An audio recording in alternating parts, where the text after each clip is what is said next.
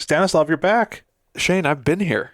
Oh, that's who's been the silent lurking fourth box. Well, you know what happens every Sunday night at 8 p.m. GMT. I log on and no one's there. So there's hours of me just musing. Just riffing? Yeah. Riffing, reading my Letterboxd reviews. Don't look up my Letterboxd. But I like your Letterboxd reviews. Stanislav, I feel like I'm doing Letterboxd wrong, by the way. I think so too. I sort of felt like Letterboxd was like the serious film review site. And in the past few years, it appears to have become, how can I do the funniest one-sentence review? Oh. Do you think that's what I'm doing? Not you particularly. My reviews are one sentence long. Yes, everyone does the one-sentence review. And I'm like, I get it. But for me, when I review things, I think we've had this discussion on the Discord, actually, where it's just kind of like, I want to remember like what I thought and felt about something. So when I think about it in 3 years, I can go back and sort of reference it. But I think it makes me look a little bit too navel-gazy. Well, I certainly do leave the one-sentence reviews. I don't even leave star reviews anymore. I just like having a diary of what I've watched, because I'm watching like a movie every day or two. I'm really into movies lately as well. They're great. Motion pictures. Yeah, man. The 24 frames per second. The talkies, baby. Your brain fills in the gaps. Did you know that? Well, film fills in the gaps. That's why film is so cool. Whoa. Like, because if it's capturing 24 frames, it's actually capturing movement. Like not every frame is a picture unless you've like some slightly blurry lines. Yes. You know what I mean? 'Cause that's why film is so cool versus like 24 frames a second in a video game is poo-poo. Oh, terrible. You can't even. Like, what am I playing, Bloodborne out here? I never have, and I never will. But Stan, it's good to see you again. You want to do an episode of the Dive Down? Yeah, can I just tell you one funny movie anecdote? Oh, please. I went to see the new Nick Cage picture, Dream Scenario, the other night. Oh, yes.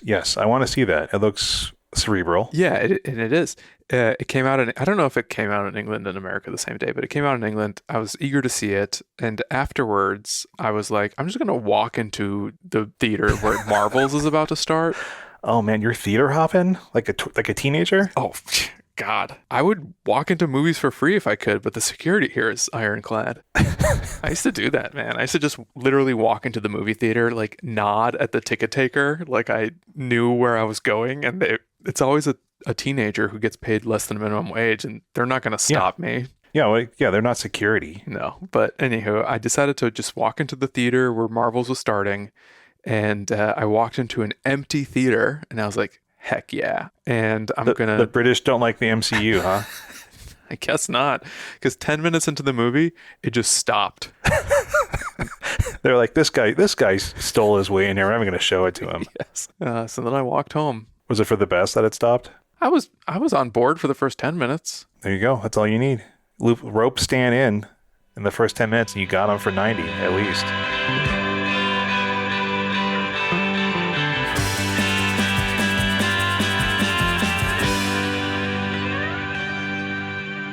Hello and welcome to episode 249 of The Dive Down, a Magic the Gathering podcast focused on the latest decks, trends, and strategies for the casual spike. My name is Stanislav here in Manchester, and with me on the line from Denver, Colorado, it's the one and only Shane Beeps. Stanislav. What's up, Shane? We already chit-chatted for like 15 minutes before we even turned on the mics, and then we had the cold open.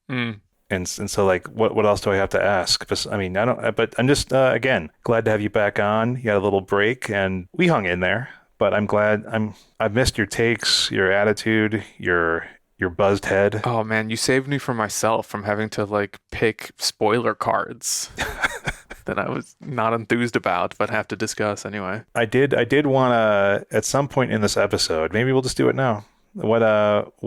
What cards, if any, are your picks to click? Sure, we'll do it now. There are two cards that I wonder if they have Rhino merit. That's the only window in which you view the world through. Yeah, the other one is the spirit window and like Abuela or whatever. Yeah, like that's Abuelo, the grandfather spirit. Exactly. Yeah, that would be an interesting one to try. But the two Rhino cards that I wonder is Tishana's Tidebinder, that flash Merfolk wizard that stifles target activated triggered ability. I think that's kind of interesting against things like engineered explosives, even opponents' cascades, other stuff. I love other stuff. And the other one, and this is going to sound a little crazy, but I wonder if the Spelunking card can Rhino. Oh. You know about Spelunking? I mean, yeah, we talked about it. I vaguely remember what it does. It's like you get to play an extra land and something else. Oh, it makes the stuff come in untapped. Yes, it's 2 and a green enchantment. When it enters, you draw a card, which I think is pretty important, and then you may put a land from your hand onto the battlefield. If it's a cave, you gain 4 life. I didn't look close enough at the caves to decide whether there are any that you would want to run, but that's a good line of trinket text too, because burn is a tough matchup for Rhinos. They're going to retcon Gemstone Caverns into a cave, I heard. Oh, that would be sick. That would be sick. The only thing about this card, the thing that made me wonder, just purely theoretically, is I like that it's a 3 mana, which is like a nice place on the curve if you don't have a cascade spell. I like that it replaces itself. I like that it also is it's a cantrip that you can pitch to your other green cards like Force of Vigor and Endurance. When I frequently feel like pitching those cards can be a bit difficult because you have the fewest. Yeah, those are the good ones. Those are the ones you don't want to pitch. That's right. So that's why I was like, I wonder if Spelunking can be a cheeky one of that kind of like ties the room together. But I think odds are low, but this is why Mana Traders is good, because I can just rent a card and put it in a deck and see what happens. Yeah, use sign up code the Dive Down 23 for 10% off your first 2 months of Mana Traders card rental service, by the way. The other sponsor I want to talk to you about is Heavy Play. Oh yes, you gotta. Have you heard about Heavy Play? I have a new Heavy Play anecdote. Yeah, isn't Doomwake a sponsor? He's sponsored by Heavy Play now, so yes, another one joins the family. But I had an IRL Heavy Play recognition on none other than Guy Fawkes Day last week. I went to an RCQ in Huddersfield. Did you have a mask? No. No, people don't wear masks. You're not like V for Vendetta-ing it or whatever? Oh, because it's Guy Fawkes Day. I thought you meant because of the COVID. No, I haven't seen any Guy Fawkes. People don't call it Guy Fawkes Day either. They call it Bonfire Night. Interesting. Yes, it is. Just a little cheeky UK-ism. Dude, imagine the 4th of July with like the fireworks and stuff, but sunset is at 5 and it's cold and wet and rainy, so it's just like at 5:30 you're standing in the rain while people like burn a pile of wood chippings in their yard or light off fireworks from the nearby park. Sounds good to me. That's Guy Fawkes Day here. But in any case, I went to an RCQ, a modern RCQ over in Huddersfield at Gemini Games, and my round 1 opponent saw me getting my stuff ready. Yeah. And he goes, "Is that Heavy Play?" And I'm like, yeah, it is. And he's like, "Wait, are you from the Dive Down?" And I was like, "I am."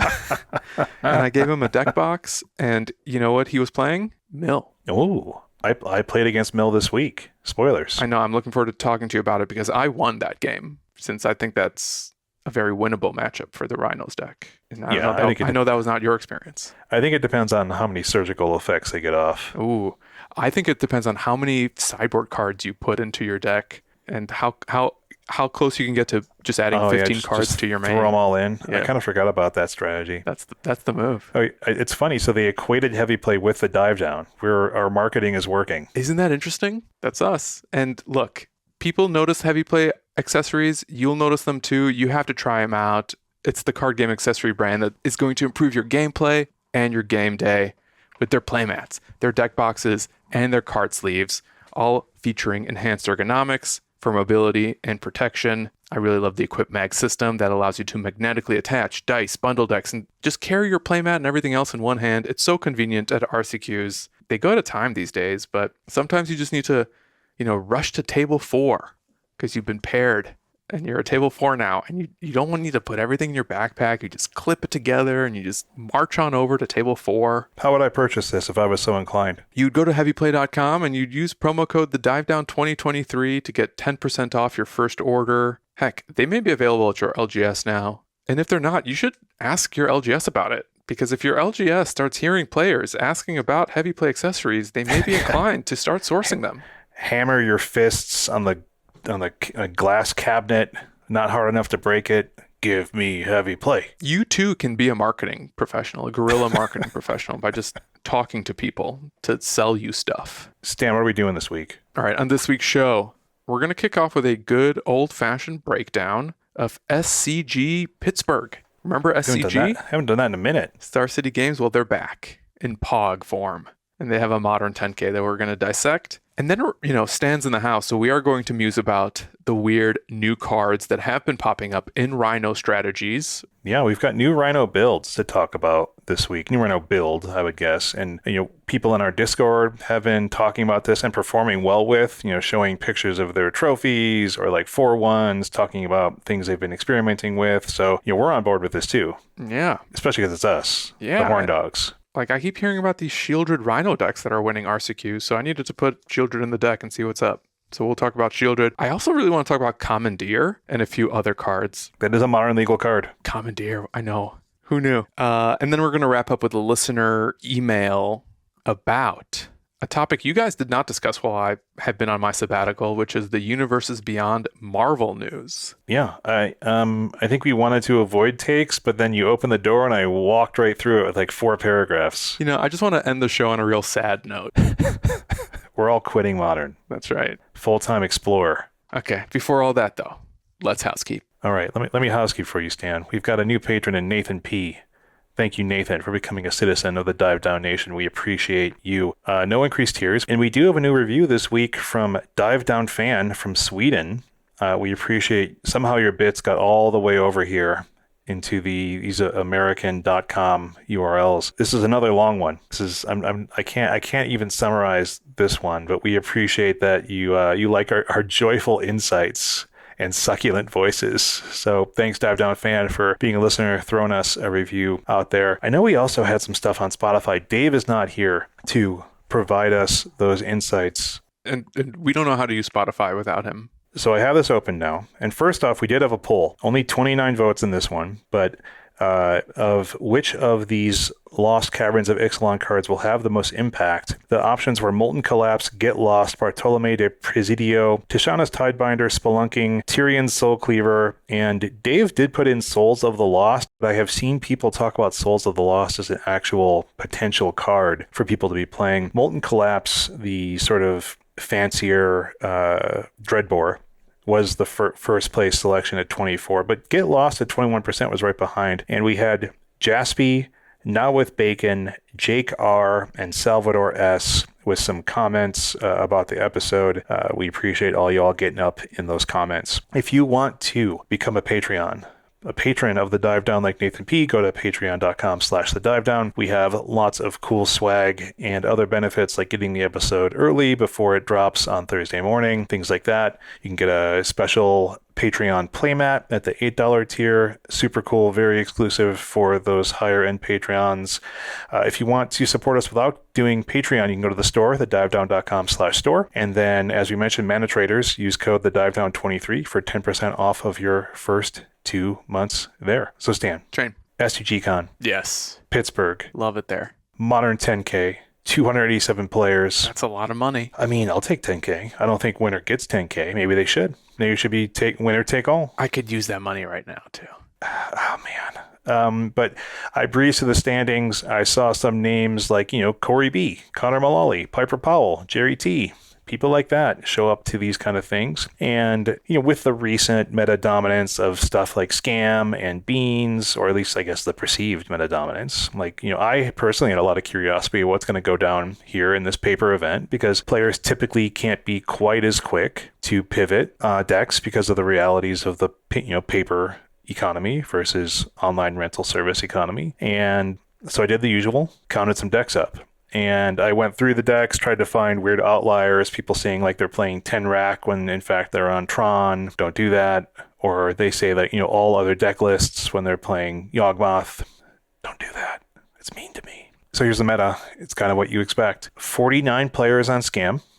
I combined Scam and Evoke. So 49 players is about 17.1. Win rate was about 53%. So I've noticed something interesting, Stan, about Melee, and it came to me in a vision through Windows Calculator, and I was like doing some math, and I was like, wait a second, this math doesn't add up, because it was like the win rate that they were giving me was the match win rate was higher than like the calculated win rate of just sort of taking the wins and dividing by the overall matches, right? Which is kind of how I would think it's done. But I learned when digging through, the Magic rules say a player's match win percentage is that player's accumulated match points divided by the total match points possible in those rounds. So does that mean that if there's like draws that are happening in the rounds in which they are playing, there are fewer total match points available? Does that make sense? Where it's like, it's not actually just win rate divided by total, games won, matches won over matches played. It is in fact like some match point calculation that is happening behind the scenes. So anyway,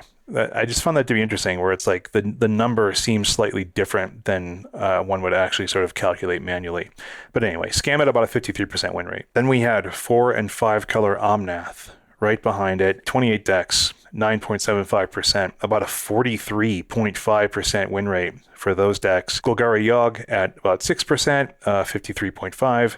Hammer at 5.2, a little bit of, I think, Hammer meta comeback here. I played against Hammer this week, and I was like, holy smokes, this deck still seems really good. 60.9% win rate, pretty nice. And then, then we had 13 players on Titan, about 4.9, 53.7%. Team of Rhinos, 4.5 at about 53.3. Burn, 4.5, 37.5% win rate. Hardened Scales, 4.5 as well, with a 55.4% win rate. Mono Green Tron, 3.35% meta representation, about exactly 50% win rate. And then Is It Murktide at 9 copies, 3.35 as well, and a 56.4% win rate. A good win rate for Murktide this weekend. And then everything else below 3%.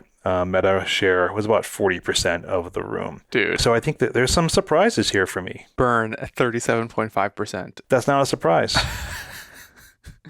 Are you surprised that it's that low? It's pretty low. And I have I always have a take on Burn. People always say the same thing in response to me, which is, oh, it's just like the deck that people borrow, or it's the deck that people have because it's cheap. But I'm like, these people aren't going to 10Ks that often. They're going to be playing side events, or going to be, in my opinion, in my experience, I don't think a lot of players are necessarily showing up and dropping like $60 to enter the 10K. Well, I don't know. I mean, sometimes. Yeah, I don't think all 260 plus there are like grinders. Yeah, seasoned grinders. But I see what you're saying. My question is like, who is Burn beating? Sometimes Rhinos. Yeah. Sometimes, he has a bad scam. Tron? It can get under Tron. Yeah. That's the thing. But Tron, is a fairly low meta percentage. We haven't seen Tron besides the Pro Tour. After the Pro Tour, Tron just, took a nosedive basically. Yeah. But yeah, Scam is still the most represented deck in the room.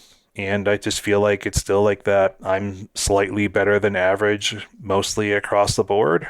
And, that's enough to be a good tournament deck. And it's most players I saw were not running main deck Sheoldred, maybe one here and there. So no one's really kind of even, I think, trying to do the main deck Shelly thing to fight the mirror. It's just the same solid deck that it has been for months. And, it just, as we've said many times, it's just like it's so consistent and so even across many of its matchups that it, I think, just continues to thrive. And yeah, I don't know. There's not much to say about Scam here, right? I think it's not a surprise. Scam being at like 53% and being the most represented deck in the room is not a surprise to me. Yeah. The thing that was surprising, I think, was that the Omnath decks kind of stank it up while being the second most represented deck in the room. And this is another time when I feel like people are going to come to me and say, well, those are like newer players or worse players bringing the deck than online. And I'm like, what? People don't play this deck in paper. People aren't like pivoting to Omnath decks as much as they would on Magic Online. Do you know what I mean? Because for me, I'm not going to buy all the stuff I need for Omnath when I could just rent it on Mana Traders. I think I've not heard that particular argument. I've heard the one about Burn. I've not heard that people saying newer players are picking up Omnath. I think if anything, the newer players are just picking up Scam because it's a funny meme. It's clearly really good. And I think that's how you get 17% of the room. Yeah.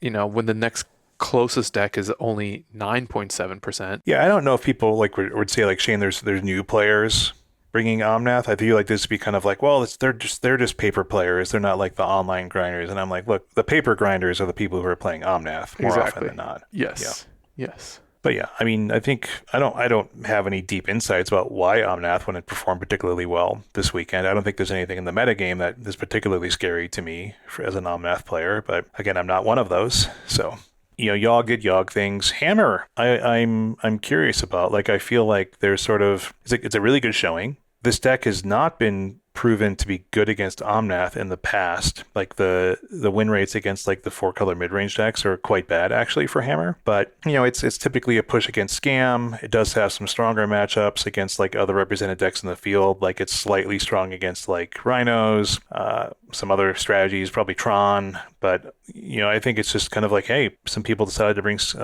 Hammer back to the room and performed well. I played against Hammer this week and it kicked my butt. And I was like, oh yeah, I forgot about how good this deck is. Yeah, and it's just like, it's one of those decks that really punishes you when you just start shaving on any artifact hate. And like, I don't know. Yeah. I think it's really good to have like a bunch of point removal, a bunch of artifact hate, and Furies as well. Yeah. And like when essentially like Scam is the only deck that's playing 4 Furies anymore, it kind of feels like there's an opening there for Hammer to either try to kill Scam faster and like combo out faster than it can interact, or just get under every other deck in the room and like take your beats with Scam occasionally. Yes. Yeah, I think it's the builds are very slightly different than what I remember. We can talk a little bit more about that in a second. Burn was pretty bad, even worse than usual this weekend. Only, Rhinos did Rhino stuff. Like only one person that I saw in the whole list ran the Sheoldred Rhinos deck that we're going to be talking about today. I was a little bit surprised by that, but it was typically Teamer or a few 4-color folks. And then Murktide. Murktide made a good comeback. What I was surprised by this was that not many players who did well, especially, appeared to be running kind of the new questing druid / seek the beast tech and stretching a little bit into like the Teamer mana, because I played against that deck this week and I found that card seemed really good. I don't know if you've played against that yet, but like it was, it offers like a bit of card advantage with Seek the Beast, and then that threat of questing druid scales really quickly into like the mid and late game, and it's something that you can't attack through, and then when they get the opening after they've like unholy heated your threat or whatever, then they're killing you very quickly. So it feels kind of like a double duty Murktide, where it's like, or kind of a better ledger shredder in some ways, where like it grows on like it doesn't require like a double spell or anything like that. It's just like, hey, I'm doing what I want to do, and then my threat is getting out of hand. Yeah, I agree.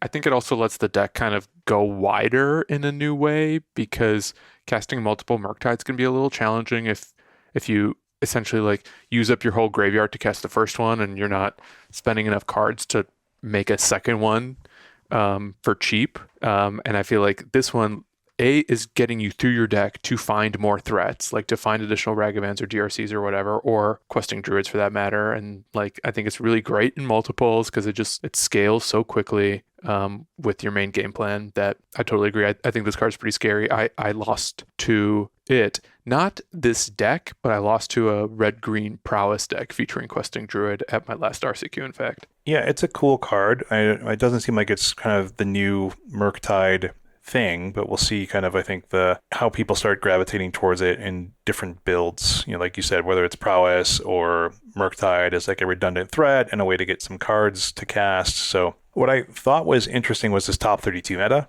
and it's a little eye-popping in that Rakdos Scam was 10 of the top 32, so about 31% Scam, and then we had a pretty fast fall off into more or less kind of expected conversion rates, where it's like 4 Yawgmoth, 3 Titan, 3 Omnath, although that's actually maybe a little bit less than one might expect. I guess it's about representation. 2 Rhinos, 2 Hammer, 2 Scales.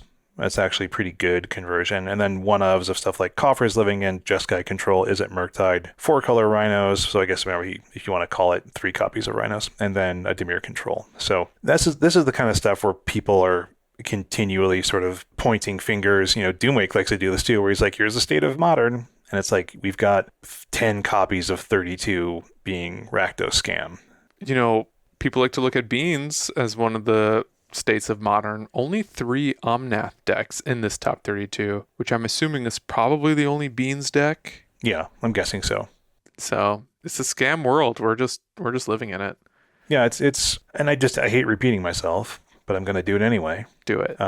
It's just like, this is a tournament deck, right? It's just like, hey, I'm never Wait, horrible. scam is, you mean? Yeah, Scam's the tournament deck. It's just like it's rarely horrible, but unlike a deck like, let's say, when Jund was maybe on its way down, but people kept playing it, was just like I'm never really horrible, but I'm frequently very good. Mm-hmm. And that's a better place to be. Like if you're the 53% average deck instead of like the 47% average deck, that's actually a pretty big delta. So yeah, I mean, Scam's doing Scam things, and people aren't necessarily fighting on the axis to defeat it if they can. Like, we didn't see like 10% scales in the room or something like that. So who knows where we're going? People do keep clamoring about, Scam being too good, too annoying, too overrepresented. So, again, we'll see what happens. I mean, 53% win rate, probably not indicative of it being too good, but obviously very popular. Twice as popular as the next most popular deck. So yeah, this is definitely like, sort of takes me back to the beginning of this podcast when, we saw like 15 to 20% as a Phoenix and stuff like that. So God, those are the days though. Right. Let's talk about the top 8 really quickly. I think there's some stock decks in here and some interesting decks, or I'm re-looking at decks to see kind of what the current builds are. We had TJ Radazak on Golgari Yawgmoth, and TJ just had a main deck Sheoldred and Yogg. That seems to be kind of a thing now. They also had a Gilded Goose and 3 Soul Cauldron. Soul Cauldron is definitely doing work in these creature combo-y style decks for sure. That card is so good. just let's make all of my creatures do anything and everything. It's insane. I still look back and just be like, Shane, you knew this card was good, and it's a mythic, and it's an artifact. You should have bought 75 of them when they were like $7 or $8 or whatever. We should use dive down funds to gamble yes, on we cards. should just have a spec account. You're right. You're right. Dave, get on it. That's not a bad idea. Second place, Travis Brown on Hammer, Mono White Hammer. This blast, and Travis Brown ended up winning. And so this deck, I looked at all of the Mono White Hammer builds. It appears to be sort of solidifying around this new stock build. There's usually like 2 or 3 Giver of Runes, a Ginger Brute to provide like some brute force damage in through blockers with like that little sort of activated haste clause, and then like 4 Amiria's Calls to be able to be a land if you really needed to, or also to pitch to usually a full playset of sideboard Solitudes. And then the rest of the sideboard is really tidy. And because it's in white, you have sort of the hate bear, hate style creatures like Sanctifier on Vac or Draneth Magistrate or Strict Proctor or Cursed Totem or things like that. So usually the sideboard's like very tuned for particular matchups, and also some of these things are sort of pretty widely applicable, right? Like they can hit multiple decks with a strategy that's being brought. Like, Sanctifier on Vec is going to do work against Scam, but also do work against like Burn in a pinch, like if that's something that you have to fight through. So I think the build makes sense. Again, like I said, I played against Hammer this week, and I found it as annoying as ever to try to make sure you have enough interaction. I'm keeping these interactive filled hands, and they're still just like spewing to the board, or they get 3 of their Urza Sagas and just like make way more constructs than I could possibly deal with. And so it's just a good deck unless you get kind of the hate you need, I think, right? Yeah, I mean, it beat Corey on Scam in the finals, which I think is pretty interesting. That like, I think that if nothing else is just evidence that Hammer can like have those nut draws that will combo kill you even after they've exhausted a ton of resources to interact or ideally scam you. I mean, it grinds. You know what I mean? Like you can't take Urza Saga, and you could potentially run out of interaction. Or the sagas make your constructs really big. You can't attack through them, so it can be rough for sure. Yeah, Forge Anew helps with that grind plan as well. Oh yeah, like that's a really important new addition that I think helps the deck play a longer game and not run out of gas. Steve Stillman, 3rd place on Scam. Pretty stock. A few Bone Crusher Giant in the board. I saw a good number of Bone Crushers in boards. Stillman also had 2 Roiling Vortex, which seems wild to me. Maybe just sort of against particular strategies where it's going to do more to help than harm. You mean in the sideboard? Yeah. Well, I think it's good against Cascade because it dings them for 5, and like that's I think, important because Subtlety is really good against Scam, in addition to just like Rhinos, like making 2/4/4s. Yeah, I mean, good against the Omnath stuff. Oh, yeah. They can't get life gain. They also take damage, so it's probably more of a hedge against that, is my guess. But, like you said, it has some applicability for sure. I've never seen it in Scam before. Agreed. Corey B, 4th place, like you mentioned, also on Scam. Pretty stock-looking list, a few Bone Crusher in the side. Tyler H, that's their name. I'm not eliminating their last name. On Yogg, fairly stock-looking Yogg deck. 6th place, Hakan Chinar on Teamer Rhinos. More or less stock, the typical season to taste elements like Singleton Bone Crusher Giant, Singleton Brazenbower, a couple Flames of Anor, a couple Mystical Dispute main. There's, as I think we'll talk about in the dive down segment, is the flexibility of Rhinos is sort of like a boon and a curse. Mm-hmm. And this is Hakan's take on it this week. Jeffrey Zung on Scam looks stock to me, and Noah Anderson Wickester on Amulet Titan looks pretty much like Titan to me. Yep, looks good. So overall take, Stan. This is basically every RCQ metagame I have played this season. Besides Hammer for me. Definitely more Hammer in this run than I have seen. Yeah, I mean, if anything, I think I agree with you. The resurgence of Hammer is a little bit of surprise because I think there was there was some feelings of Hammer dropping off. I also think Yawgmoth kind of overperformed here because I do believe Yawgmoth is the dog in the Scam matchup because they're playing so much removal and they're running 4 Furies, so that if they slow play the Fury, they will just completely wipe your board by, scamming it if they time it correctly. So that's pretty impressive here. Otherwise, I would point out that among these most represented decks, with the exception of Omnath and Burn, which had very low win rates, a lot of these are kind of just hovering at this 53, 54 range. Yeah. Play the good decks, Dan. Well, I almost think that's kind of interesting. Compared to some of the stats we've seen from Karsten, I think Karsten's most recent Pioneer article had a lot of decks in the 40s. And it was this weird, I don't have it in front of me, so I'm just kind of going off memory, but there was this weird feeling that there was a handful of decks that kind of were overperforming, and then a lot of decks that were just kind of worse than average. And here we're seeing a lot of decks sort of perform above average. It seems like it was an exciting tournament to play in, and maybe part of that has to do with just the caliber of players who are coming out for SCG 10K. Yeah, I mean, like you said, this is modern. This is the same modern that we're in. Lots of scam, lots of scam success. It's just a nice flat win rate. I'm kind of a little bit surprised that the Bean decks didn't have a better overall tournament. I'm also surprised maybe they weren't at 15%. I thought there'd be more than 9 or whatever. And again, the Hammer comeback, I'm curious if people are sort of the Hammer people still seem to be tuning it and making it better in the overall metagame. And I think that there are plenty of ways in which Hammer can, tech and tune and, like you said, maybe strike while the iron's hot, when people are sort of shaving their artifact hate, when they're kind of well, I need to care about beans, I need to care about scam. Yeah.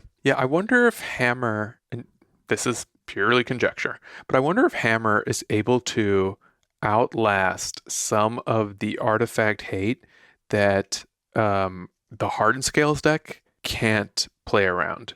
Because if you're looking at things like Force of Vigor that can tag artifacts and enchantments, I wonder if tagging a Hardened Scales and an Ozolith and then just using point rule to deal with the creatures in Scales is enough to shut down that deck, where Hammer, because of Forge Anew, because of Inkmoth, can actually sort of outplay those anti-artifact strategies. Mm-hmm. Since the other feeling I have here is that Hardened Scales is a little underrepresented, considering it's, many people say it's favored against Scam and one of the strongest matchups against Scam in particular. And its 55% win rate, clearly not bad. It probably got to beat some Scam decks along the way to reach that. But, if anything, I would have expected Scales and Hammer to maybe be flipped in their representation, or at least Scales having more players than Hammer does in this case, and apparently the opposite was true. I feel like Hammer is a deck that grinders probably bought into like a few years ago Hmm. when it was like the big new thing and like, tier one type strategy. And it was tier 1 for a long time. Yeah, I think people are sort of sitting on those cards longer than like the scales aficionados, where it still does have a lot of like particularly, niche cards. Not that Hammer's cards aren't niche, but I think like, Scales was never kind of truly OP, and I think was always considered like a harder deck to play, whether or not that's actually true. So I think it's sort of the thing like I can go pick Hammer out of my deck boxes and have it ready, but I don't have the same thing to say about Scales.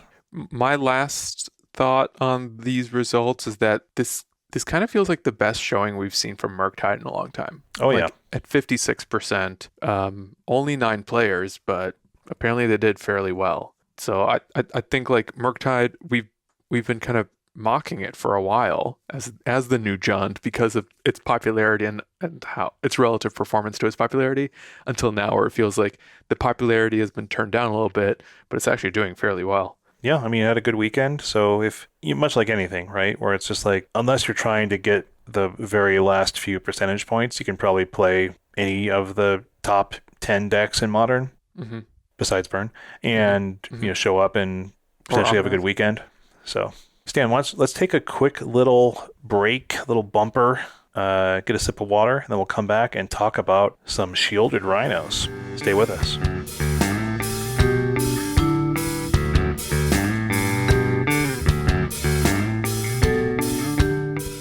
Shane, Stanislav. did you see that our friend of the show, frequent guest Devin O'Donnell, aka Doomake, Yeah. not only did he, I think, essentially pioneered Sheoldred Rhinos, but he's taken the time to share a sideboard guide on his Twitter account.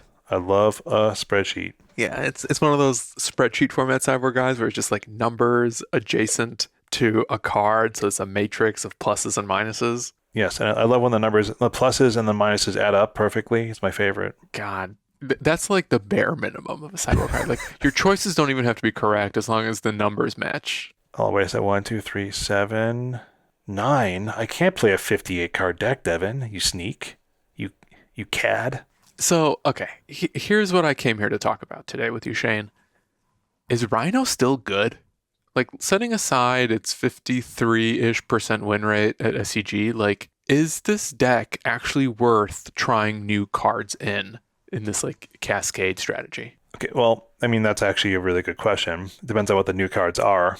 I think we both tried them in the fashion in which people are doing so, and I think we both have thoughts on how they felt. I definitely have some takes on, my thoughts on Rhinos. I mean, I think Rhinos is clearly a perfectly good deck, right? I wish that I would have had the time to play kind of regular old teamer Rhinos versus this style of 4-color Rhinos, because I could have sort of felt like, yeah, this is what this one felt like, and this is what I missed out of the, playing Sheoldred or something like that, or I really wish I would have had Sheoldred in this matchup or something like that. So, but I sort of had to go back to the memory well of what playing Rhinos felt like a few months ago, because I've focused more on Scam or other decks we've tested for the episodes instead. For sure.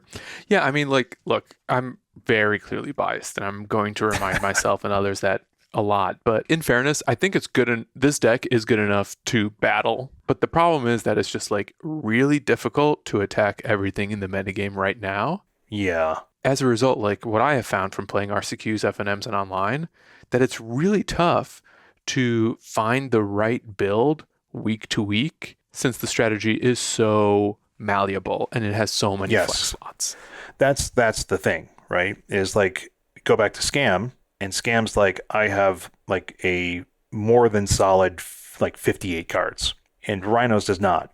I mean, you could, if you really want to look at Rhinos, there might be 7, 8 flex slots. You know what I mean? Like your pitch elementals, your interactive spells, all that kind of stuff, right? And I think there's a good amount of flex in this deck. And like you said, it makes it tough to know exactly what to bring, because, more or less this is a tempo deck. I'm going to say that dangerous word. Ooh. But what that really relies on is the right interaction at the right time to buy yourself time. And like you said, that's tough. You might not always have the right piece at the right time. Yeah. I sort of like, I found myself feeling like, even though Rhinos is a good enough deck. It's not as good as it was when we Rhino players like did not have to keep iterating week to week and like messing with like slashing black for Sheoldred or testing 4-color or testing like different numbers of Flames of Anors and Dismembers and Furies and Solitudes. Like it almost seems like there's no actual stock build of Rhinos right now.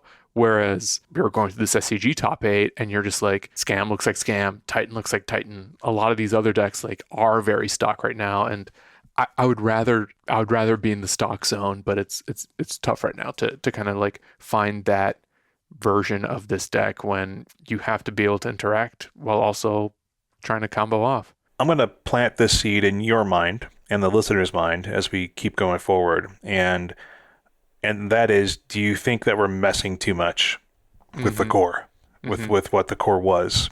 Yeah. And, tweaking for tweaking's sake sometimes. And I will say, I think that that's what I have some stuff to talk about as we go on. Yeah. Yeah. That'll be an interesting question to play with, because I have been wondering lately, like, what would happen if I just like played a 2-year-old Rhino build when it was like still just like 4 Fury and Brazen Borrower. Yeah, like 3 Brazen Borrowers, 4 Bone Crusher, with the only new addition being like swapping 4 lands for Lorwyn revealed, and just kind of like going back to square one and then trying to deconstruct and rebuild from there based on what I face in the metagame, because those were good times and we were doing very well. Do you ever look back sometimes and be like, man, I really miss having like 2 or 3 Gemstone Caverns in my build. Sure would love to have, a turn 2 Cascade spell. Seems good to me. Those were good times, yes. But what are we doing with this? What's this list look like, Stan, that Doom shared?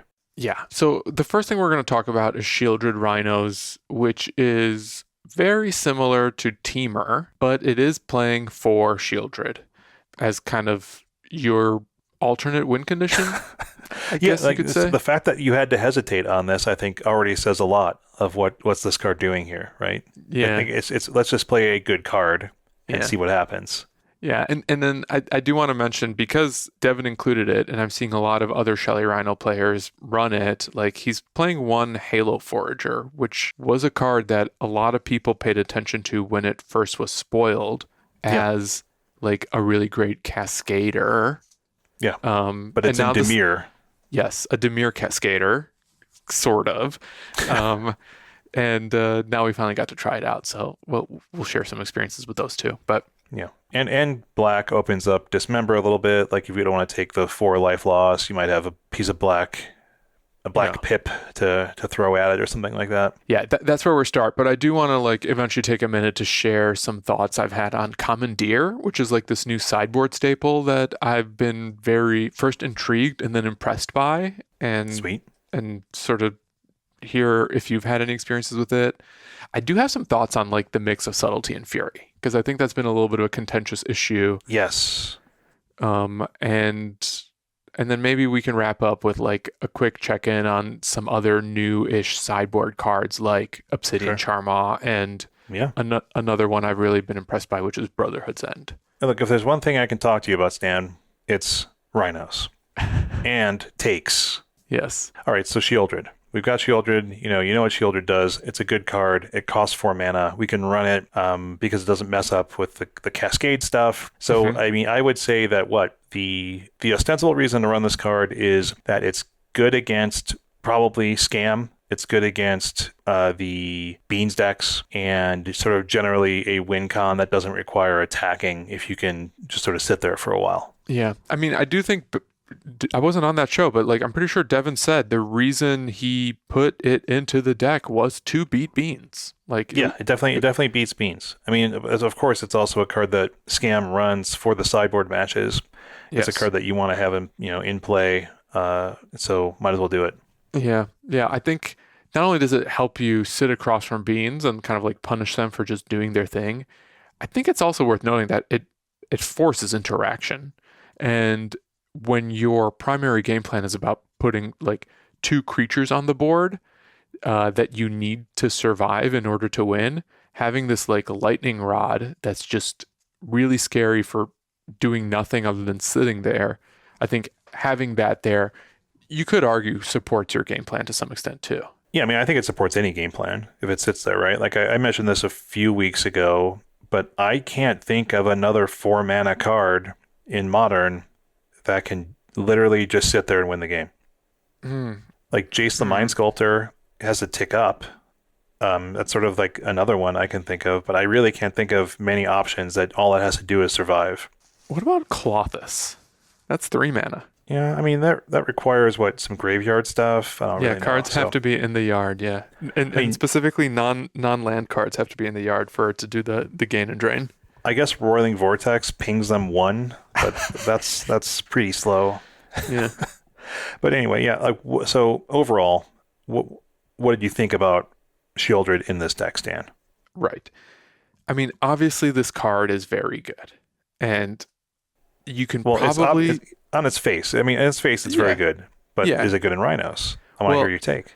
Well, here's the thing: like, you can put it in just about any deck, and she's going to be powerful just sitting there. And on a base level, like that's true for Rhinos too. Like, if you can resolve a Sheoldred and she sits around, she just wins the game by chilling and looking, fly and slaying. Whether she actually supports the Rhino plan, like I think that's both matchup dependent, but also not necessarily like determined yet. Oh yeah. I agree. Like is this card on game plan is kind of like the primary thing I wanted to talk about with you. Yeah. I mean, it's not. Like it doesn't support the traditional plan.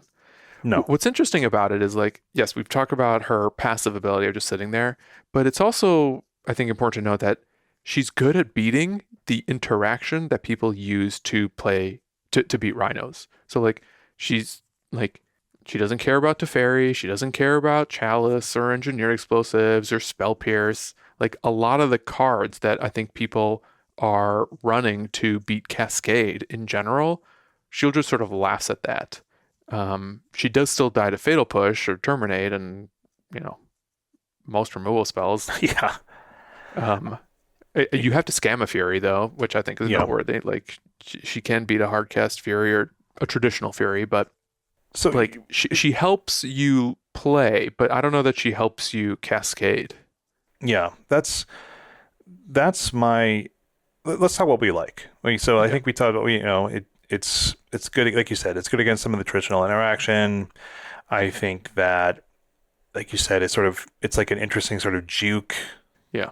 And you know what? She also sits really nicely on the curve. Like, I actually think 4 mana, obviously I would prefer that she was 3 mana, but like the fact that she's 4 mana makes for a really nice position where you can turn 3 Shardless, turn 4 Sheoldred, and then your opponent like has to make some difficult decisions about what they care about. Yeah. I mean, it's nice to follow up like against counter magic where they're like, well, I have to counterspell this Cascade.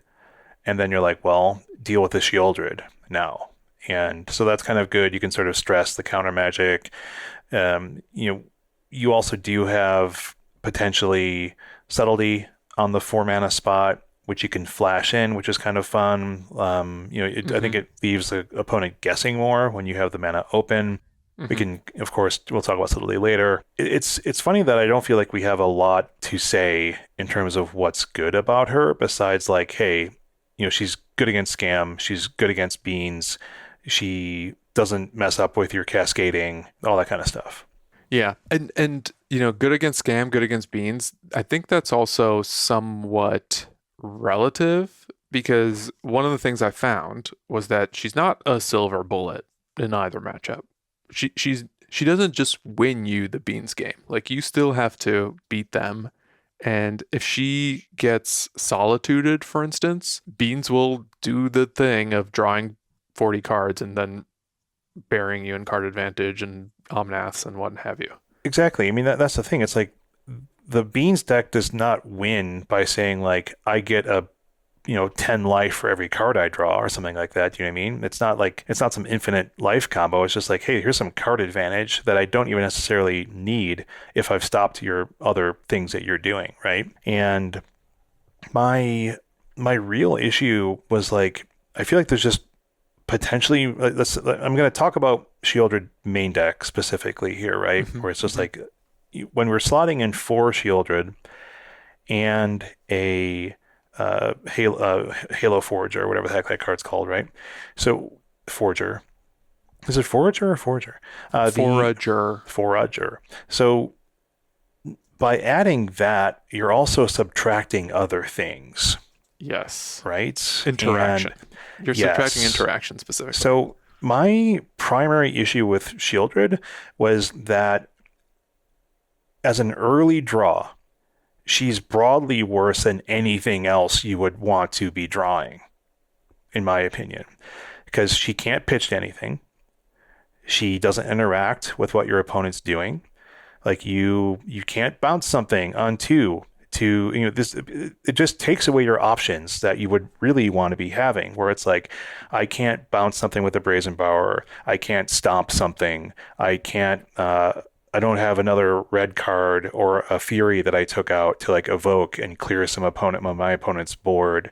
I don't have a Flame of Anor here to do something cool. Like all of these things that you could have in this deck that you do before the Cascade thing potentially, or afterwards, you have to take all that stuff out to make room for Sheoldred or 1 or 2 Halo Forager or something like that. And that was kind of one thing that I felt pretty strongly, which was like, I have to remove things that I want to cast normally because, people say the format's really slow now, but that's only in a certain component of the format. You know what I mean? Mm-hmm. Yeah. Did you feel like that way? I totally did. Like missing on the interaction feels bad because like it's not like you're taking out one force of negation. You know what I mean? It's not like you're taking bits and pieces of interaction. You're kind of just like whole cloth replacing a certain group of cards, like Furies, for instance, or main deck Mysticals or Flame of Anor. And by doing this, you are like literally, you're just saying by your deck construction that I believe Sheoldred is more powerful across a wider variety of matchups, and perhaps the matchups that I feel the worst against, to make this decision. And I think you really have to have some stats or some vibes that backs up this decision, because it's a big one. Yep. And look, at the end of the day, like I didn't walk away. I free rolled I played 1 Sheoldred League. I free rolled, and I just thought it was like fine, but I was not convinced as strongly as I think Devin or some of our patrons are. Oh yeah, I'm totally on board. Like, not only because of the deck construction and the cards, but also the mana base. Mm-hmm. Like, I found the moving into 4 colors, especially one that required double black, just exposes these weaknesses in your mana base that normally you get to avoid, right? Where it's like, I've got to fetch double pips for my subtlety or my endurance, but then I'm like sometimes forced to be like, well, I guess I need to get an overgrown tomb here, which doesn't get me red or blue. And then I'm also weaker to Blood Moon. Like I got Blood Moon out of Murktide, like very handily, right? Where it's just like, I couldn't cast anything with black in it. I had enough to like do 1 Violent Outburst because I had a forest on the table at that point.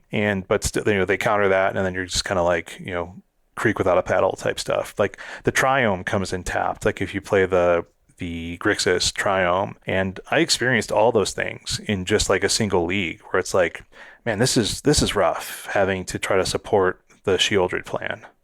Yeah, I think the mana thing is interesting because you're basically in this position where you kind of have to spend all of your turns fetching for black sources. And even though you have 1 black Triome, which is Xander's Lounge, and then you've got Watery Grave and Overgrown Tomb. Oh, yeah, it's Watery Grave, Overgrown Tomb, and the red-black one. You have all 3. Blood Crypt, you're right. Blood Crypt. So, like, you could avoid the Triome, but it just makes everything so much easier.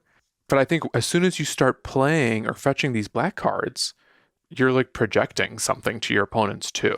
And I think like signaling your new plan, your juke, I think that can be problematic in and of itself. Definitely. So overall, like, I'm really unsure that Sheoldred belongs in this deck at all, but I'm pretty darn sure I don't want her in the main deck. Did you play against Beans with her? No, I did not. I mean, like, I can see it being like, hey, this is something that can win me this matchup, but like, it's 10% of the metagame, typically, right? You know what I mean? Like, it's not going to be something that I need to completely what I would consider kind of hose my main deck by sort of gutting a lot of the components that I think win you more games than you are losing when you don't have Sheoldred. Do you know what I mean? Mm-hmm. And I get why you might want Sheoldred, but if like you're playing in a metagame where you're like, I think 4 main deck Sheoldred is going to win me more games than I lose, why not play a deck that supports that strategy better? Like, why not play Coffers? Why not play Scam with like a Sheoldred in the main and like 2 more in the side or something like that? Like, because that fits the way the deck wants to play, which is like, interact, whether it's the hand or the board, and then take over the end game with things like Sheoldred and the rest of your interaction, right? And I don't think that that's what Rhinos is really trying to do, right? And that's why I'm not sold on Sheoldred and Rhinos for a variety of reasons I mentioned already. Yeah. I mean, I will say I did play against Beans. I played against it twice in my league. And the first time, Sheoldred did the thing, and I just destroyed them. Like, it was actually not close, where I had the 1-2 punch of cascading with some interactive backup, followed by Sheoldred, and it was just sort of game over. Yeah, so that's how you drew it up. I drew it up real nice. Then I had a rematch in my final match of the league, and I was not close. Like, I didn't have the Sheoldred in one game, and they crushed me. Even though I don't think like Beans is so much better than Rhinos that it always crushes me, but like they did this time. And then another game I did have the Sheoldred, and they triggered Beans. Like, they evoked something to draw cards while Sheoldred was on the board. They answered her. I didn't have another one to play, and it was game over. Yeah, I mean, it can just get off the board really quickly. It's not like it's invulnerable. It doesn't have hexproof. That's right. So I'm inclined to agree that it's an interesting experiment, and maybe there's a room where she will actually like overperform, but I didn't feel like she was the new face of Rhinos necessarily. And no. I would even agree that like it made me sort of just like miss playing a cleaner teamer version, even though I do think there's also some merit to playing like the white version for Leyline Binding and Ardently. For sure. I would say there's more merit to that than there is to Sheoldred in a generic modern metagame. Yeah. Halo Forager also has a black pip. Oh, yeah. And a blue pip. No, and a blue one. That's the important one in this world. I mean, I didn't hate it. Yeah. It did the thing for me a couple times where it was just like I cast a Shardless, and then I cast a Halo Forager, and I made 4 Rhinos, and now I had a flyer to boot, and it was cool. Yeah, it was cool. You play the 1, so your sample size is really low. Yeah, exactly. But like I thought as a one-of, it actually was just fine. Maybe I would have preferred another piece of interaction there, because I think that's one of the things that we were missing in the Sheoldred deck in general.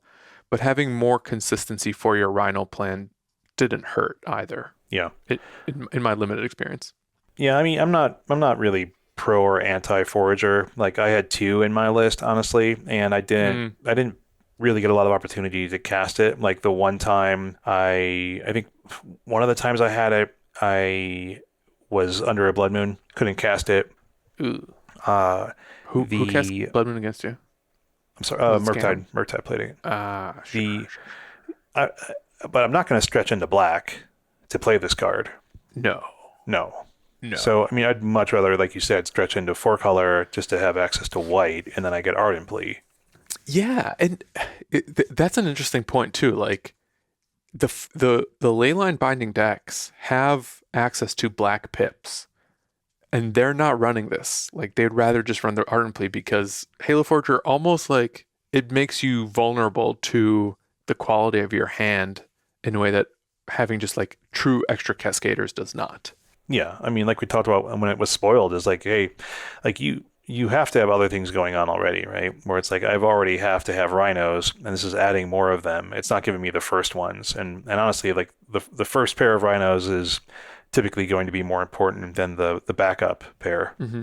Yeah, yeah. I wonder if the 4-color binding versions of rhinos could play one post board as a way to beat like the Murktide decks. Yeah, counterspell decks. Exactly. Yeah, to like deal with like a Spell Piercer or a Flusterstorm and just kind of like get you more uses out of a single Footfalls the way that like Endurance sort of can. But when you're bringing in Endurance, it's seldom to recycle your yard. And Forager is good at that. Not to mention like occasionally just good against other people or by using other people's spells. Like, yeah, I wish I would have had more chance to try that tech out, but I did not. So yeah, I'm not, you know, like my final take is I'm not going to stretch into black for it, but I mean, I don't think it's as much of a reach. Can we talk about Commandeer? Oh, please, because I still have not had a chance to use Commandeer. None of my matchups made sense for me, but like I definitely see the appeal to this card. It's so good. It's why I bought 4 of them at $1.50 when Commander Masters came out. I'm jealous. I did not have the foresight. You're smarter than I am. I've always I don't know said that you need all 4. So, okay, let's talk about Commandeer. Why is this card appearing in Rhinos in the first place? I'm pretty sure it originally started popping up following the printing of the One Ring, specifically, where it served as this extra copy of Force of Negation post-board that was good because it also actually helps recoup some of the card disadvantage that you do to yourself by casting Force for free. Can we briefly even remind people what this card is? Is it 3 blue, but you can pitch 2 blue cards? Or is it like 5 blue? It's 5 blue, an instant that you may exile 2 blue cards in your hand from the game rather than play Commandeer's mana cost, and it's gain control of target non-creature spell. You may choose new targets for it. Yeah, can you believe you don't even get a creature for 5 blue, or pitching 2 other blue cards? Maybe that would be too good, but yeah, this card's a little weird, right? It's like, okay, well, I'm either paying 7 or I'm doing a 3-for-1 for myself. You're never paying 7. Exactly. So I really mean you're 3-for-1ing yourself. Well, you're not though. Like, unless you're using it to counter something else, you're like, it's really important to note that like it's good against the cards that get you cards back or the equivalent. So for instance, I think it's pretty good in the mirror to actually steal opponents' Crashing Footfalls. Like, that feels like a pretty big swing, especially because you can do this on your opponent's turn or on your turn. Like, it doesn't have the turn restrictions that the Force Cycle does. Like, Force of Negation is only free on your opponent's turn. Commandeer is free on anyone's turn. Yeah. So I think that's pretty important. I really think it's fantastic against the Beans decks, specifically for stealing Rhinos. Like, I'm sorry, not Rhinos, Teferis. In fact, I never want to steal Beans because you basically are only ever getting 1 card off of Beans in the deck that's Shaving Furies. Like, it's really hard to trigger it again. So you consider Teferi we're stealing mainly because it shuts down your primary game plan and you can sort of bounce something and get a card, and so it feels worth the 3-for-1? Exactly. I mean, Teferi's worth stealing because A, like, you don't want to face an opposing Teferi. A, you don't want to face an opposing Teferi. B, it makes all of their counter magic worse. Like, especially, we're talking about post-board games here where they're probably bringing in like a Flusterstorm, a Spell Pierce, etc. Maybe even a Dovin's Veto, I don't know. It can also bounce like a Chalice if they're being real cheeky. Yeah, if they're stacking up the hate.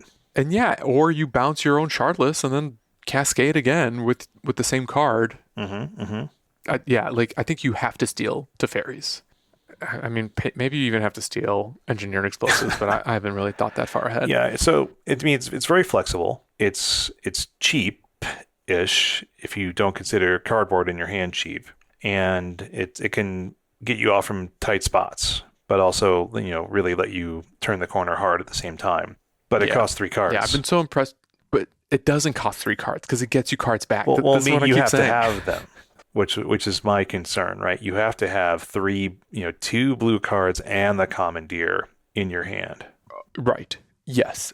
But today's Temur versions do. Like, they're playing 4 Lorwyn, a lot of subtleties, Fire Ice, like sometimes up to 2 Murktides. Like, you have the density of blue cards that I seldom find that I have an uncastable Commandeer. Do you find yourself sort of like, if you sided in Commandeer and you might not need the land right away, do you find yourself sort of sandbagging your Lorwyn Revealeds then in that case? Yes, if I have a natural way to get to 3, I'm definitely sandbagging Lorwyn Revealed because it's so important for Force of Negation and Subtlety as well.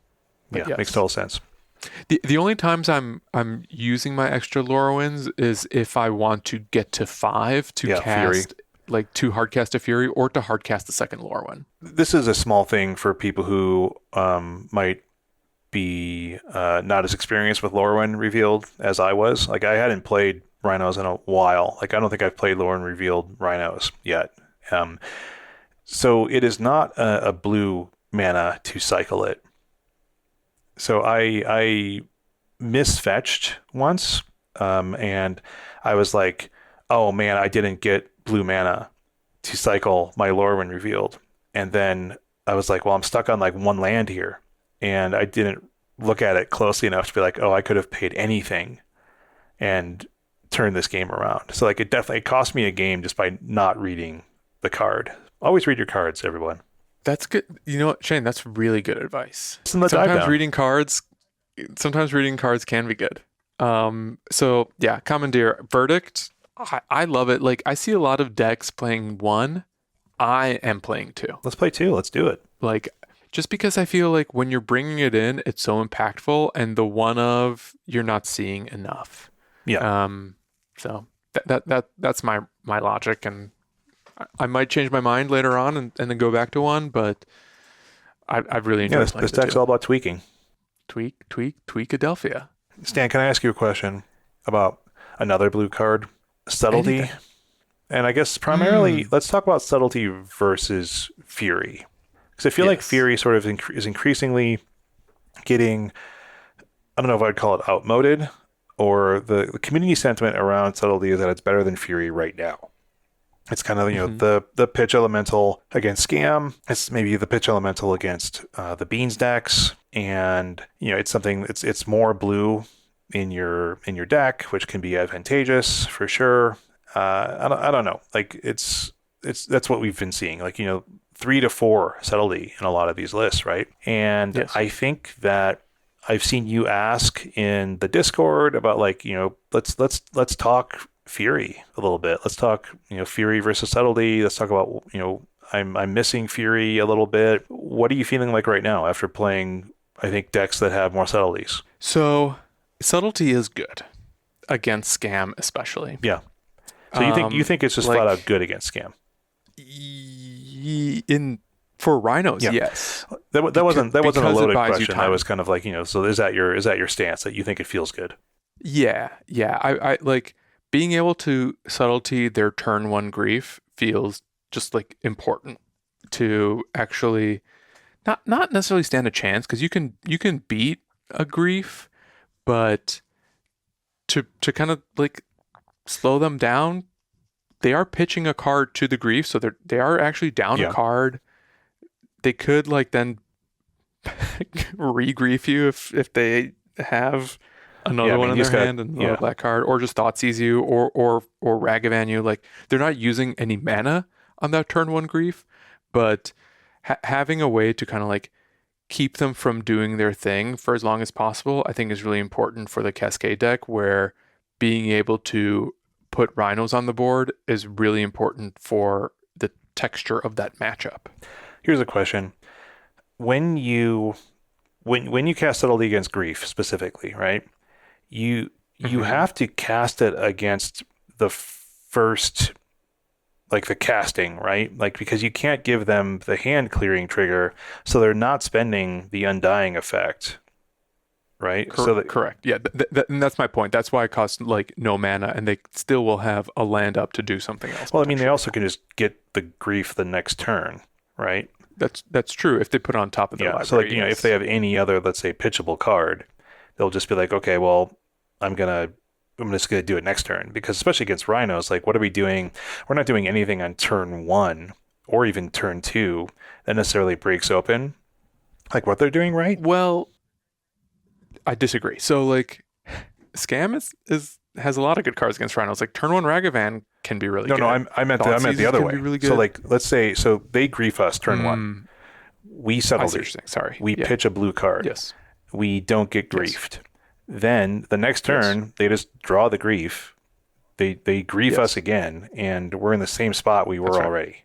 Well, the thing about Scam, I find that because they're playing Fables and Ragavans and Blood Moons, like sometimes they don't actually have a ton of extra. And like we've also talked about like how often the deck runs out of gas, period.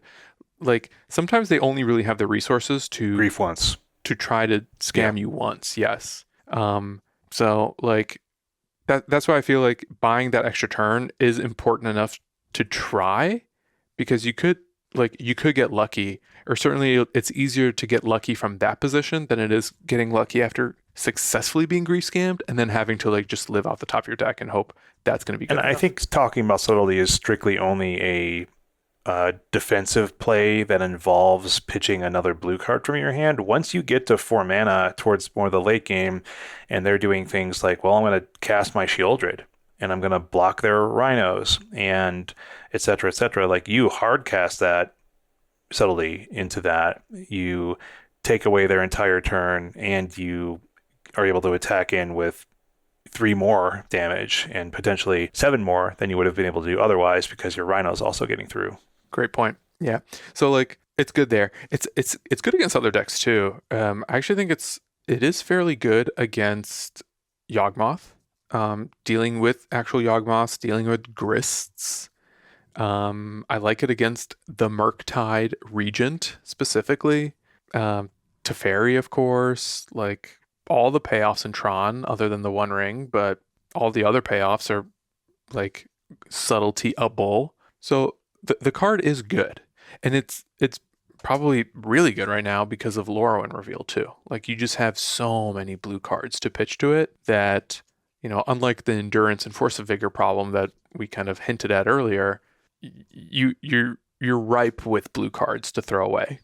I think the real question for me as a Rhinos player has been like, do I really want more subtleties and furies? Do I want to cut out all furies entirely? Is subtlety a reasonable replacement for fury? And I've just reached the opinion that it's not a replacement for fury. I want to be playing both. Yeah, I mean, I feel like, I think my deck had one main deck, one side fury, and I'm playing against mashups where I'm like, man, this is really not where I want to be. And again, this is part of the reality of playing in a modern metagame that is dynamic. You can't always predict what you're going to play against. Sometimes you have to take your lumps. You've got to, do stuff that gets you the win in other ways, where you get your Dead Gons or your Fire Ices or things like that. But I'm playing against stuff like Hammer, where I'm keeping hands with like 3 pieces of interaction, and they're still doing just fine because they're creating the construct tokens and just getting out.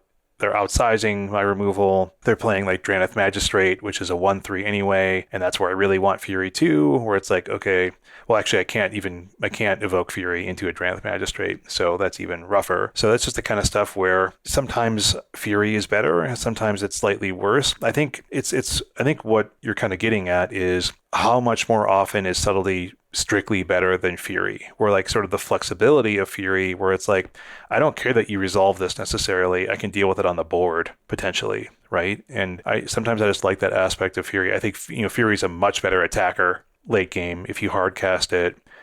Typically a much better attacker. It closes the door more quickly against your opponent. I think there's opportunities where Subtlety is better, right? Where it's like, but sometimes it's not even, right? Where it's like I'm playing its Murktide and it's late game and they have got like 12 cards in their graveyard. And, typically an early Murktide is something that's great to bounce because it sort of strands it in their hand. Late game, or sometimes even mid game, It's like, well, this has no utility. I bounced it and you recast it because you had enough cards to delve it right back onto the board. I also don't think that Subtlety can flip a game around the way a Fury can. No, not at all. Where like Fury is really good at punishing the players who've been developing, and Subtlety is really good at just kind of like slowing players down as they're developing. Yeah. And occasionally, I think in today's format, like you need to have some tools to grind against like a lot of decks, including Scam for that matter. Like Scam does not want to play the grindy games. Like we hear this among other podcasts, and I think this is just kind of like the consensus these days is that Scam is trying to play a small game, and I think Fury helps make games bigger because you are like sometimes wiping off a Ragavan and a Douthie and like something else, or like a flipped Fable and one or two other things. So I don't know, like when I see these deck lists do well with 0 Fury main, I always find that a little surprising, and I think they're compensating for that with like extra Bone Crushers, 2 Flames and a Dismember, and I don't think that's where I personally want to be or would recommend someone go. Hear me out. How much better, or do you think Subtlety is actually better than Brazen Power? Well, against Scam, Subtlety is better against. I think Brazen Power in a vacuum, in an overall meta, I'm always like, man, I could really use some Brazen Power here. Like, I have a singleton Otawara. I have a singleton Boseiju. I want to get this thing out of the way so my trample damage gets through. Like, your window of opportunity for Subtlety is so narrow compared to the window of opportunity that Brazen Power offers you, where you can respond to something that's been on the board. You can respond to artifacts. You can bounce something during your attack step. It's like the time you have to use Subtlety is much less flexible. I'm not convinced because I think that a lot of good cards in the format get their value just by hitting the board. Like look at Primeval Titan, look at Omnath, look at any of the Evoke Elementals. So while I don't disagree that Petty Theft is good, especially against hate cards post board, I don't know. Like I think the ETBs are still a little bit too powerful in the format to overlook the utility of Subtlety in general beyond Scam. And free is better than 2. I've always said this. The old adage. So yeah, I mean, I'm not taking a stance. Like I'm not saying Brazen Power is better than Subtlety. It's just kind of like these are the choices that people are sort of making right now, which is like I don't need any Brazen Power. I'm going to lean entirely on Subtlety to shore up my matchups, and I'm like I don't know if this is enough. Like play one. I'm just always like you really expecting me to rely on like my Otawara to like get rid of this artifact on the board, or like my Boseiju or something like that, where it's like, man, this is not enough cards for me to be drawing to feel like I have an out here. But agreed. I think this is one of those testing things, right, where it's like whether it's at your LGS meta or in the leagues or whatever, is like I think it's tempting perhaps to take like the challenge top 8 deck and be like, this is the deck I should be playing. Like I need 3 to 4 Subtleties, right? And then you go to the leagues and you're like, I'm playing against Mill, I'm playing against like Temur Murktide, and these are like legitimate decks that do exist. I'm not saying it's like experimental stuff necessarily. So I think it's just like remember the context of the games you're playing too. I think is important. Yeah. Shane, my advice to you, try 3 Subtlety, 2 Fury. Sure, yeah, why not? That spread has felt okay to me. I would go to the 3rd Fury, but like I like having a Flame of Anor or a 1 of Bone Crusher just to like have a little bit of extra reach or just like a little diversity in my suite. But I certainly think that like if there's ever a time to play 3 to 4 Fury, like that's probably going to make the deck a bit better. Word, I'm into it. Stanislav, we have another little section here that I want to get into because I have never cast either of these cards, and that's Brotherhood's End and Obsidian Charmaw. Your double red pips, I believe, both of them, correct?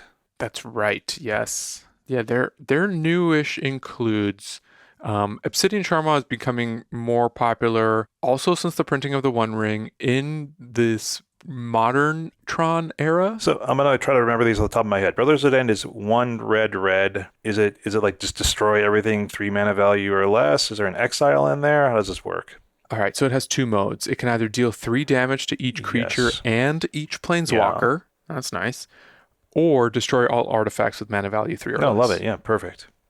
I would have liked that. That's nice. And Charmaw is what? It's 3 red, but it costs 1 less for each land your opponent has that can produce colorless mana. That's correct. Hooray. And yes. does it have haste?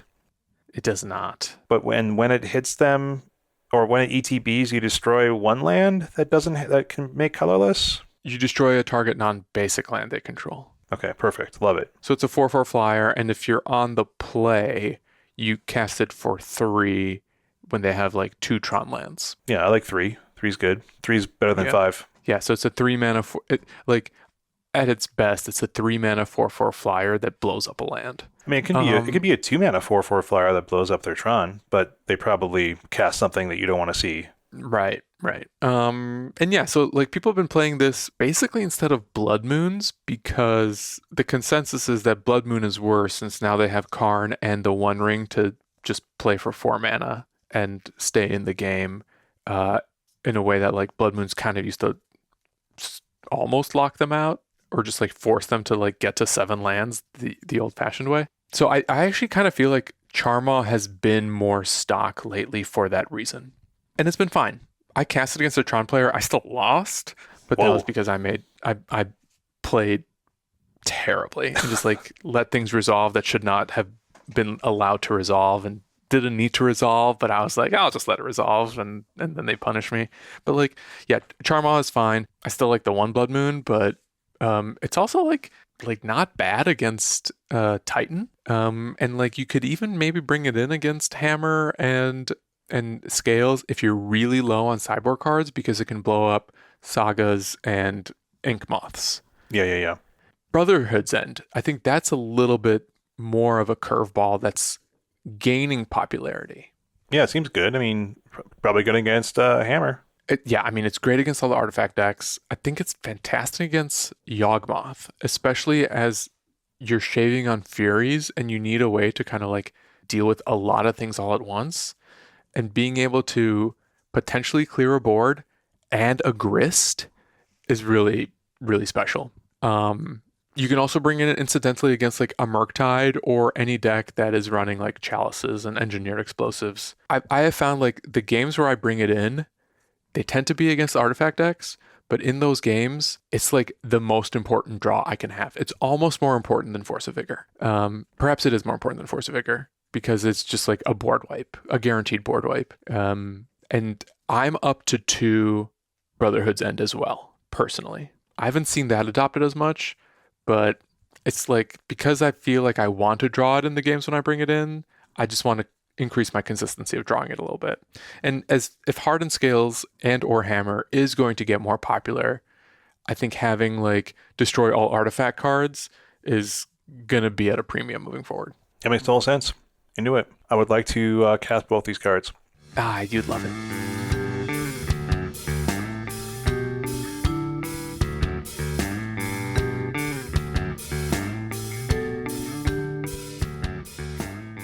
Hello everyone, Shane here, flying solo on a Barrister and Man ad drop. Yes, Barrister and Man is back because all of y'all keep using the code TheDiveDown23. 15% off your first order over at Barrister and Man.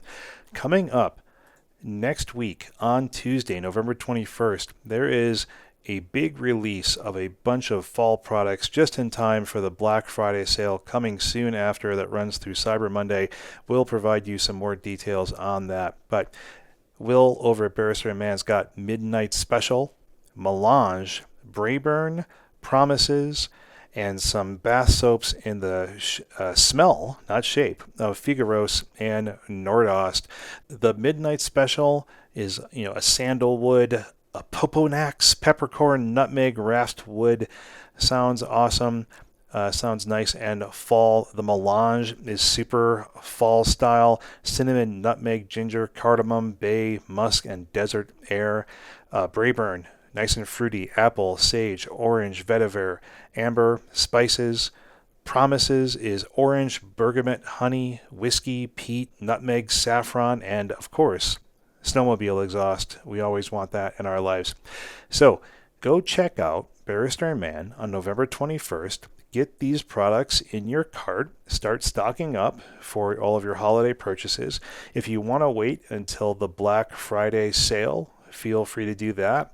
The free shipping threshold is going to be lowered, I have been told, from $75 to $55. So that'll be a nice boon for y'all who just want to do a normal size order instead of a larger size one. So again, the code for Barrister and Man, the Dive Down 23 for 15% off your first order over at Barrister and Man.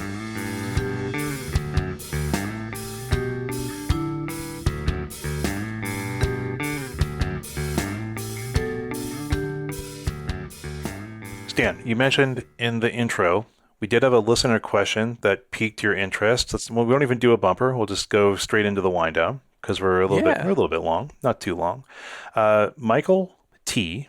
I'm going to summarize this question. It's more of like a paragraph long, but basically Michael asked what our opinion was on the Marvel announcement and the implication of potentially format warping cards. I mean, that's a bit of an assumption that we'll have good cards, but they do want us to buy cards, so I'll assume a few. You're telling me Silver Sable is not going to be OP? It might. I don't even know who that is. Michael got into Magic back into Magic about 5 years ago, primarily played Modern. I feel that, and has loved the format through its highs and lows, but the idea of having to see Marvel cards is very jarring for me. It makes me want to plan to get out of the format. I'm not a fan of Lord of the Rings, but at least it has a has a common high fantasy theme, so it's not as bad as the notion of seeing Marvel characters as cards in a competitive, eternal format. So yes, I sympathize and identify with this general sentiment that Michael is sharing.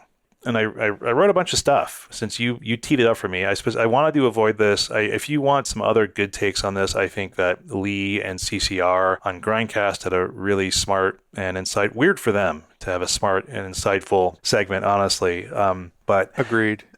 Jesse Ropkin, I think, has also tweeted some pretty interesting thoughts on it too that I generally agreed with. So you can look up Titty Pills on Twitter, see her takes. So it's funny, Stan, the only time I see Magic tweets is when I log in to the Dive Down account. I have removed all Magic from my personal Twitter account. I just don't want to see it. I need to separate that.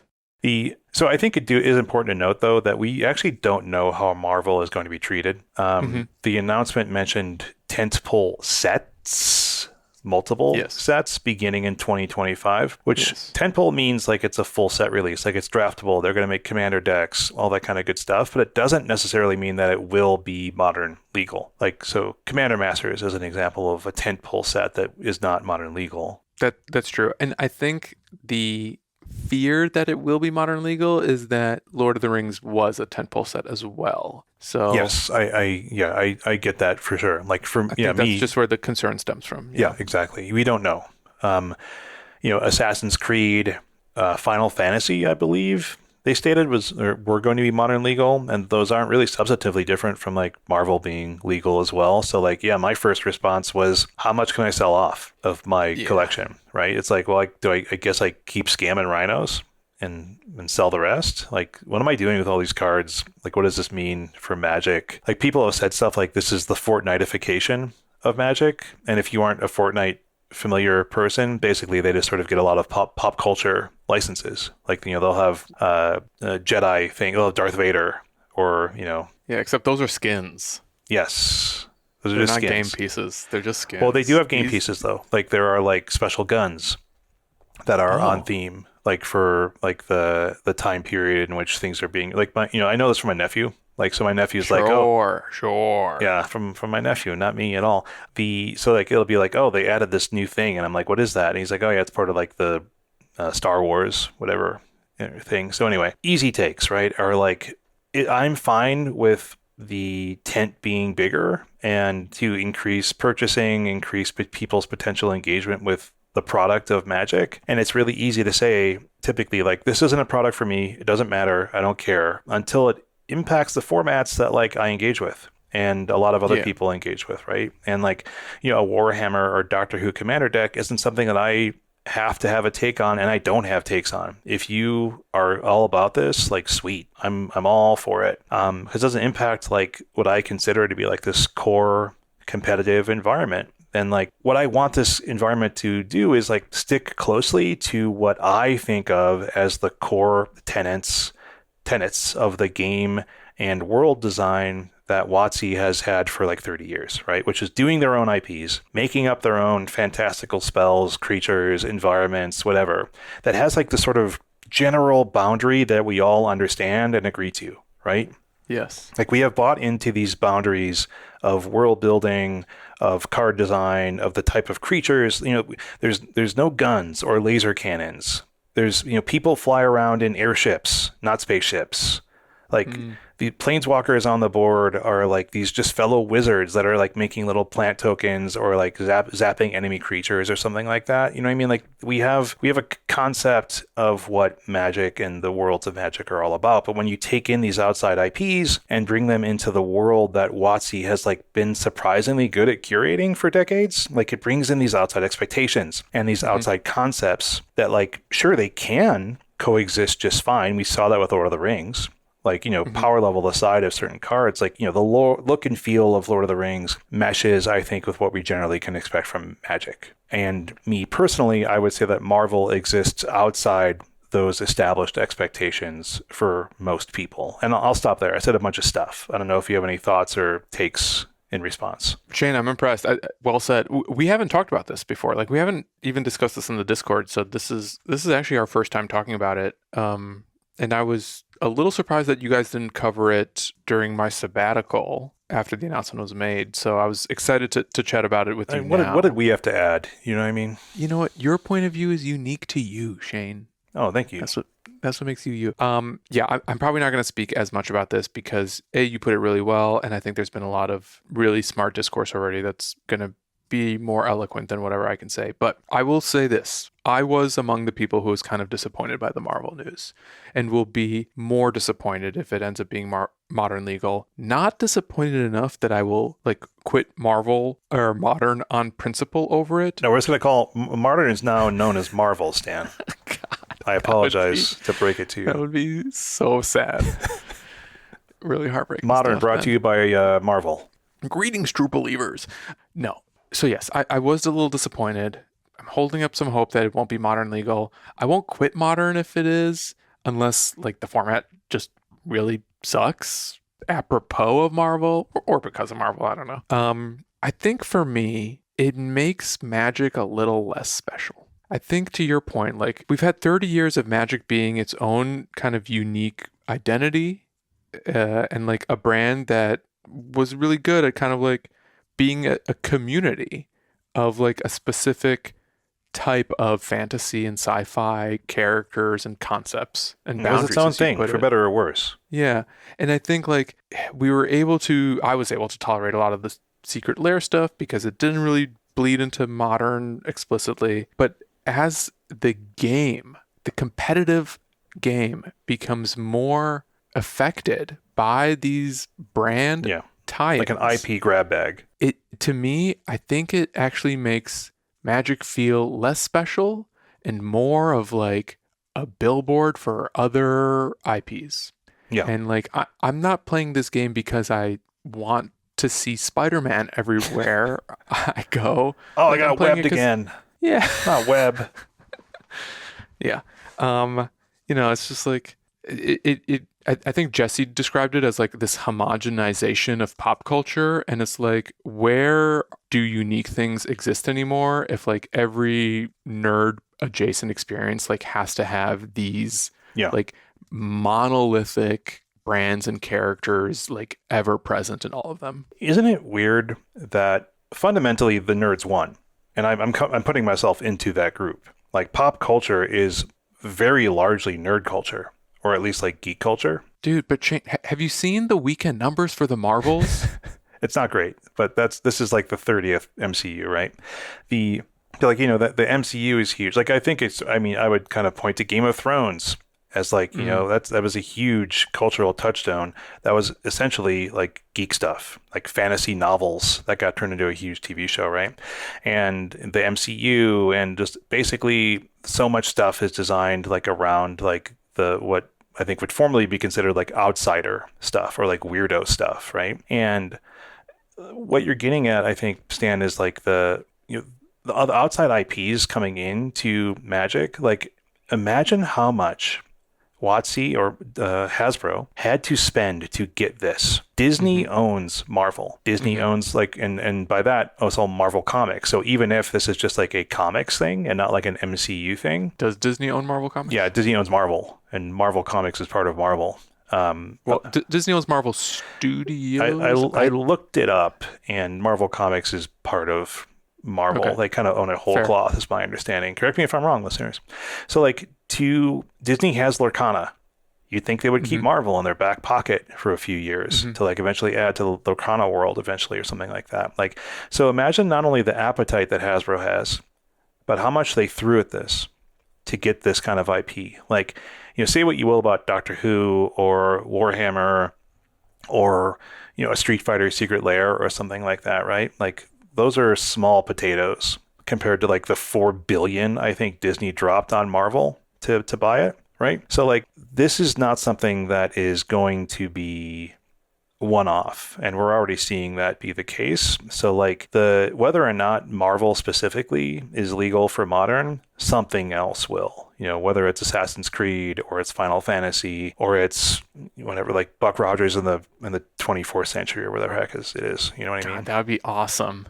So that's the stuff for me where it's like, even if Marvel works out well, then something else won't, or something else will be the thing, or someone else is just like, man, I do not engage with this concept in my game. And I don't know, like it like you said, it sort of dilutes the uniqueness. It dilutes the novelty, and to me dilutes the feel in which I engage or have engaged with Magic in the past. And if that means that Magic becomes something that I find more challenging to engage with, then I'll have to cross that bridge when I come to it, I suppose.